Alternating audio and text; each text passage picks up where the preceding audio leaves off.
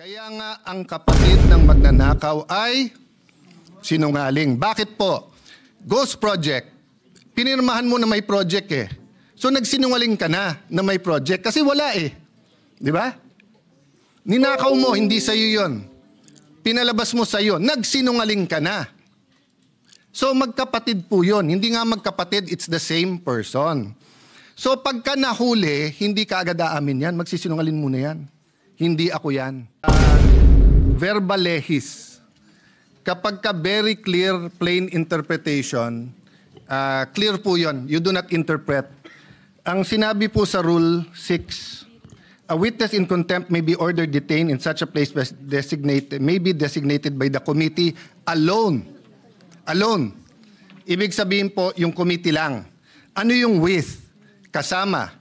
With concurrence of the Senate President. Hindi nakalagay or the Senate President. So you ask all the lawyers here, they will tell you, ang ibig sabihin nito, pwedeng kumuha ng concurrence or pwedeng hindi. Yun yung or. Hindi po to committee or the Senate President. That's why if you go to the last paragraph, the order may be lifted by the chairman with the concurrence of the Senate President. The Senate President cannot lift ang nakalagay doon with the concurrence. Hindi rin pwedeng yung committee. So na-violate po rules natin because it was not the committee alone. As I said, personally, I don't take it against the Senate President nung unang araw na pag-upo niya. Kasi unang-una po, kakapalit lang ng Senate President. Pangalawa, tumawag yung speaker, nagkaroon ng debate.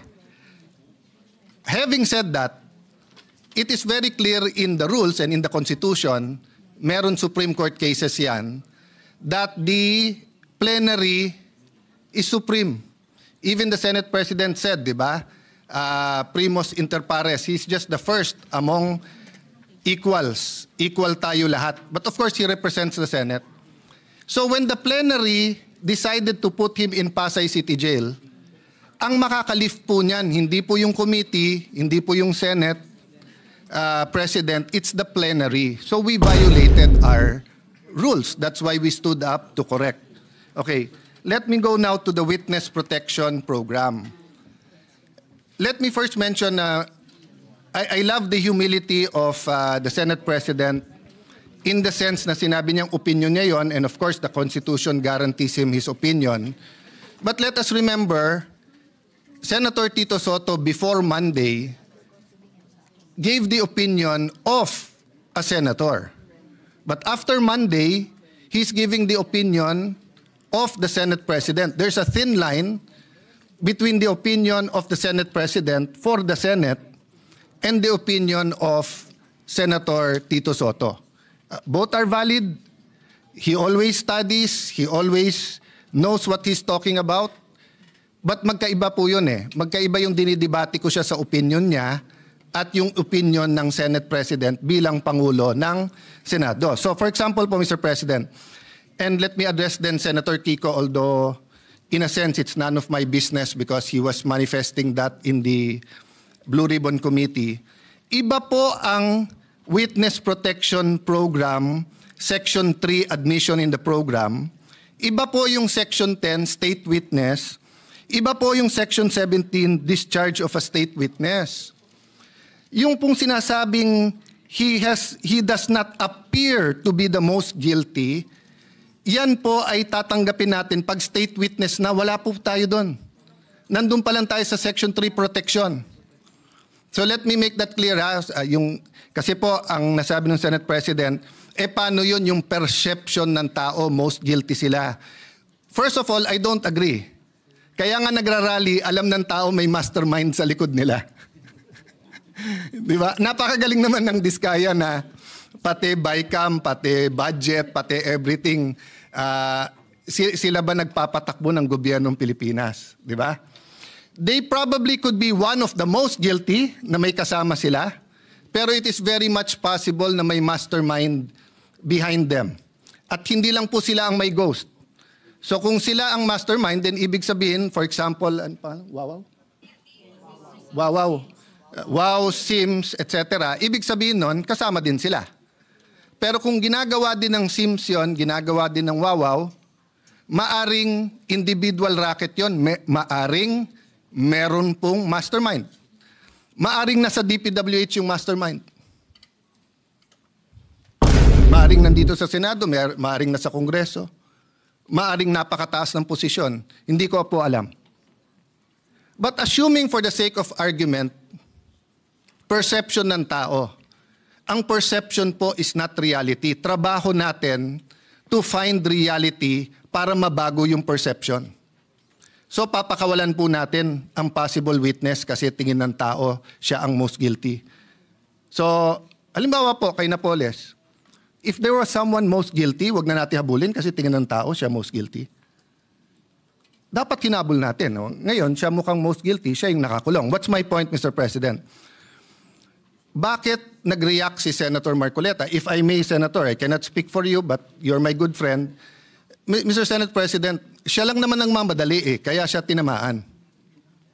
Pero tama na magdali siya, bakit buhay Pag sinabi ng isang witness that his life is in danger, whether we agree with that witness or not, we have to protect their lives. Kahit payag tayo o hindi. Kahit tingin natin nagsisinungaling o hindi. Bakit po? Okay, number one, wala pong magnanakaw na hindi sinungaling. Kaya nga ang kapatid ng magnanakaw ay sinungaling. Bakit po? Ghost Project, pinirmahan mo na may project So nagsinungaling ka na may project kasi wala Di ba? Ninakaw mo, hindi sa'yo yun. Pinalabas mo sa'yo, nagsinungaling ka na. So magkapatid po yun. Hindi nga magkapatid, it's the same person.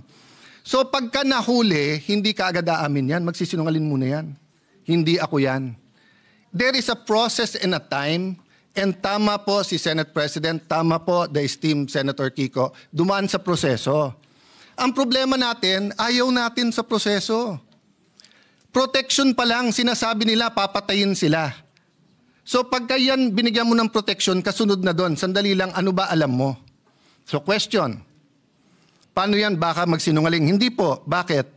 Sabi po sa Section B ng Section 3, Section B, his testimony can be substantially corroborated on material points. So again, quoting Senator Lacson, may resibo.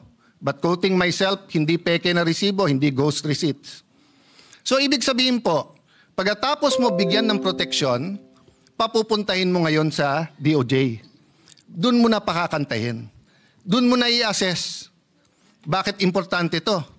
Kasi pag nakita ng SIMS, nakita ng Wawaw na may kumakanta na, mag-uunahan na yan sa DOJ kung sino ang kakanta. Parang karaoke yan. Pag hindi pa naka-on at wala pang may hawak ng mic, walang gustong kumanta. Pag kinuha na ang mic at kinanta na yung My Way, agawan na sa mic yon. Habang walang kumakanta kung sino ang mastermind dito, wala, liligawin po tayo. Tayo, ngayon. I feel for the Senate President, if part of him feels we're wasting time, may I admit, Mr. Senate President, dear colleagues, part of me feels that we might be wasting time. Bakit? Instead of using this to find the mastermind. Senator Lacson, I appreciate what you've been doing. Having said that, let's go back to the rules. Pag binigyan mo ng protection ng mga diskaya at hindi sila magsabi ng totoo, that can be corroborated in material points. I-discharge mo sila, bahala sila sa buhay nila. Pero may mga techniques yan. Sa ibang bansa, yung kanilang Attorney General, DOJ, sasabihin yan, paano yan, kumakanta na? O kaya sasabihin sa diskaya, papakawalan ka namin, walang protection, pero ipagkakalat namin, sinabi mo na sa amin, ayaw mo lang pirmahin kung sino ang mastermind. So, there are different techniques that are legal to ferret out the truth. Pero hindi naman pwede pong, sabi nga ni Senator Escudero pag binanggit ang congressman, hindi credible. Pag binanggit ang senador, credible. Pag binanggit 2022, papunta ngayong credible, hindi binanggit. I myself think dapat banggitin na 2016. Ba't banggitin nyo rin 2010 to 2016? Wala naman nagsabing graft-free ang ng DPWH noong 2010 to 2016 eh. Sa bayan namin, contractor, congressman, doon na uso yung sheet piling 2010 to 2016. Bago noon, walang sheet piling sa Taguig. Pero yung sheet piling na isa sa mga pinaka-corrupt ways of flood control, nangyari po to 2010 to 2013 or 2016. So let's get to the bottom of it. But let's follow the law. Yung state witness, malayo pa yon. So nung una ko nabalitaan, kailangan state witness, I disagreed with Senator Marcoleta and went up to him and said, Boss, baka magkaiba tayo ng opinion kung dapat si Diskaya. Pero tama nga siya, wala pa tayo doon, nasa protection pa lang eh. Hindi pa natin naririnig kung anong sasabihin nila. Ngayon, kung hindi ko na itutuloy pero yung initials na lang, kung BS ang sasabihin sa atin, buisit sila. I-release mo sila ulit. Di ba? Pero paano po kung willing sila magturo? Last point. Iba po ang discharge of the accused to state witness. I think it was JV Hinlo sa Facebook na nagsasabing, remember, hindi all or nothing to. Pag state witness ka, hindi ibig sabihin, totally discharged ka na. Pwedeng halimbawa, imbis na 5 habang buhay na pagkakulong, 1 habang buhay na pagkakulong ka na lang. Ngayon yung sinasabing kailangan isoli yung pera, I agree with that. 100% dapat may restitution. 100% dapat ibalik. Sa Biblia nga, doble pa dapat ibalik. Ito lang po ang tanong. Wala sa batas yun eh. Wala sa batas. That's a matter of public policy. So what does it mean? Patawag mo muna yung mga Diskaya o anong willing nyong gusto sabihin. Okay. Makorroborate nyo ba? Ibig sabihin, meron bang resibo yan? So sinabi mo, eto binigyan ng 30%. Nasaan yan? Kasi hindi ko na po babanggitin ngayon ha. Or babanggitin ko na po ngayon. Sa Taguig, may project po ang mga Diskaya. Open bidding eh. Pero kung hindi ako magkakamali, sa Pasig, meron din pong project ang mga Diskaya. Both kay Mayor Vico sa City Hall at both sa, And siya pa nga nagsabi nun, kung hindi ako nagkakamali ha, this is not an expose. I'm just telling you as a fact. And I'm looking at when tong mga project na to. So far, wala pa kami nakikitang ghost. So far, may nakikita kami. Maganda pagkagawa, okay or pangit, pero subcon daw. Hindi ko alam. Of course, malicious yung pagka-post. Malicious, mali na delicious. Malicious. Kaya pinagpepiestahan kasi pag sinabi 1 billion in 3 years, Taguig has 1% of the population of the Philippines. We have 1.3 million people, almost 1%. Taguig is one of the biggest income earners of the Philippines. So ang infra ng Taguig is between 7 to 9 billion. So sa 7 billion a year, in 3 years, 21 billion. Ang 1 billion mo, wala pang 4%. Ang Taguig used to be underwater for 3 months. Pag umulan ng December or November, hanggang January na yon.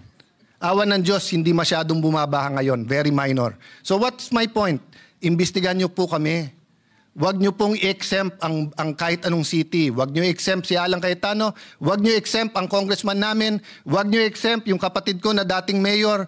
Huwag niyo i-exempt si Vico Soto. Huwag niyo i-exempt si Joel Villanueva. Lalong niyong wag i-exempt si Jinggoy Estrada.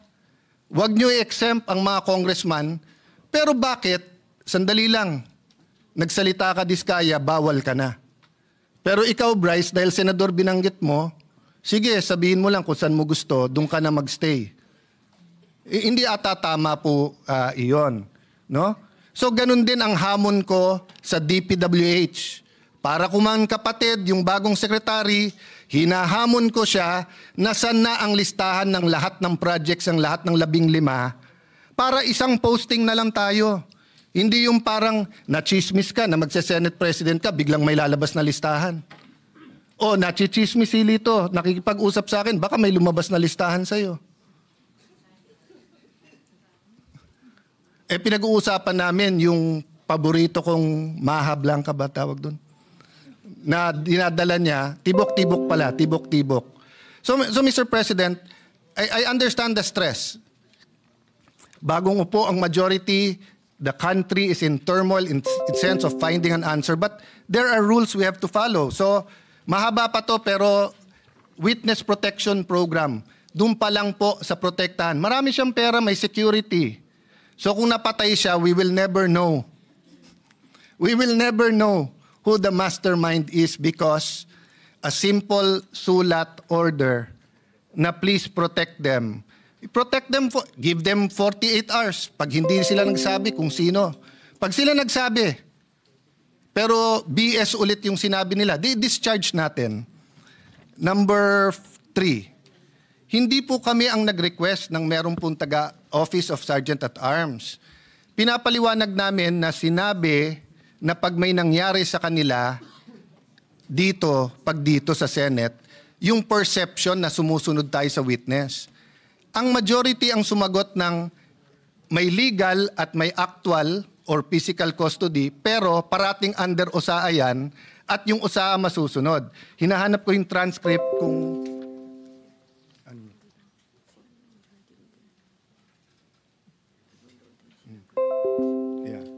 Okay, anyway, hinahanap ko kung nabanggit na meron taga-USAA doon. Pero nabanggit ko, I know, wag na tayo mag-ubos ng oras to look at the TSN. Ang concern namin, sinong magko-coach o kakausap sa kanya doon. Don't worry, mahigpit ang rules, di ba? Tapos nandun ang USAA, wala nga yung USAA doon eh. So yun ang point namin. Hindi po namin krinikriticize ang USAA, hindi namin nahanap. Pero napakabigat ng ano na to, ng mga allegations dito eh. So yung integrity ng witnesses, napaka-importante. Opinion, I agree with you, Mr. Senate President. Dapat hindi dapat hindi tinatamaan. Nabanggit nyo, devious, ibig sabihin, makademonyo, yung plot na magkakaroon ng bagong Senate President. Unang-una, ang nagbanggit na mag-ingat sa coup ay kasama nyo sa majority nung Thursday dito, hindi kami sa minority. Pangalawa, 2007 pa ako nandito sa Senado, wala pa akong nakitang minority dito na ayaw maging majority. Si Coco Pimentel, tuwan-tuwa sa magiging minority, pero gusto niya maging majority at gusto niya maging Senate President. Sa 24 sa atin dito, baka si Lito Lapid lang ang ayaw maging Senate President. Pero baka gusto mo rin. Baka gusto mo rin. Pwede rin. Pwede rin. Oh. So, 3 na lang kailangan natin, Supremo. 9 na kami, pang 10 ka, 3 na lang, 13, Supremo. Okay. What's my point, Mr. President? Hindi po kami ang nagsabing may plot. Alam niyo po, kung nabasa ko to sa Facebook, napakaganda. Sabi niya, what is the difference between stupidity and intelligence? Sabi niya, ang intelligence may hangganan. Tama nga naman, wala naman hangganan ng stupidity, di ba? So tanong ko sa inyo, mga kasama ko, sa minority man majority, sinong tanga na magkuku tapos i-announce, tapos ilalagay sa Facebook na may numero na sila? Di ba? Wala naman magkuku. Tapos i-announce, tapos sasabihin na meron. Siyempre, lahat tayo may supporter, kinikilig yun. O ilabas natin bukas na si JB Ejercito ang magiging Senate President, kikiligin po ang mga supporter ni JB Ejercito. Ilagay po natin na si Jingoy Estrada, kikiligin supporter niya, magagalit naman yung galit sa kanya. So, we respect the majority and your prerogatives, Mr. President, di ba? Wala akong kinausap na senador over the weekend. In fact, nahiya ako sa minority because ang paalam ko sa kanila, minority leader. Di ba? But I can tell you straight in everyone's faces with all humility, dahil alam nyo to, you offered me the Senate presidency in 2016. Pero ang kasama doon ay magiging Secretary ay Justice Committee si Leila de Lima na alam kong ang tanging pakay ay tanggalin si Duterte, plus other committees that I did not agree with. That was the cost. Hindi ko kayang bayaran yung cost na yon. Hindi ko kayang bayaran yung cost na yon. So, I lost it. Napunta kay Coco Pimentel and it was good for the country. Panay Mindanao. But yun yung cost. Oh, it was offered to me again last month. But sabi ko, hindi ko kayang saksakin sa likod. Kahit sa harap, hindi ko kayang saksakin si Cheese Escudero. So, humanap ng ibang kandidato. And I think, at this time, Senator Soto has a role to play. And he is Senate President. Diba? So, if and when it is offered to me, it will be in terms that I can pay the cost. Kasi lahat yan may cost eh. Ang hirap maging independent po ngayon. Bawat galaw natin, ituloy natin yung hearing, may galit kasi may independent commission na. Huwag natin ituloy ang hearing, parang may pinagtatakpan tayo. That's why I'm glad that the Senator Lacson said, tuloy yung hearing. Let's focus. May mastermind dito. Yung mastermind ang kailangan mabunyag. Bakit? Kasi kung hindi uulitin. Pangalawa po, may kultura, naging madali sa mastermind kasi kultura nating corruption. Sa maraming paraan. So, Mr. President, I beg to disagree that hindi nasunod ang rules. But we're starting out. And our plate is full. Sa minority, we have a nation-building agenda. We plan to participate sa budget hearing. Sinabi, wala ng flood control funds. Some want it sa feeding program. Some want it sa education. Some want it in different programs. So we'll all be busy here, but we have to establish. So what do we do now? I do not know the pleasure of Senator Jinggoy or the pleasure of the chairman of the Blue Ribbon Committee kung siya hold. But as of now, hindi natin nire-reverse ang plenary sa Pasay City Jail. If you ask me to vote, ako gusto ko dito. Kasi hindi naman penalty ang contempt in the sense na gano'n, no? But Mr. President, hindi naman pwedeng magbobotohan tayo dito sa plenary tapos i-reverse ng kung sino man.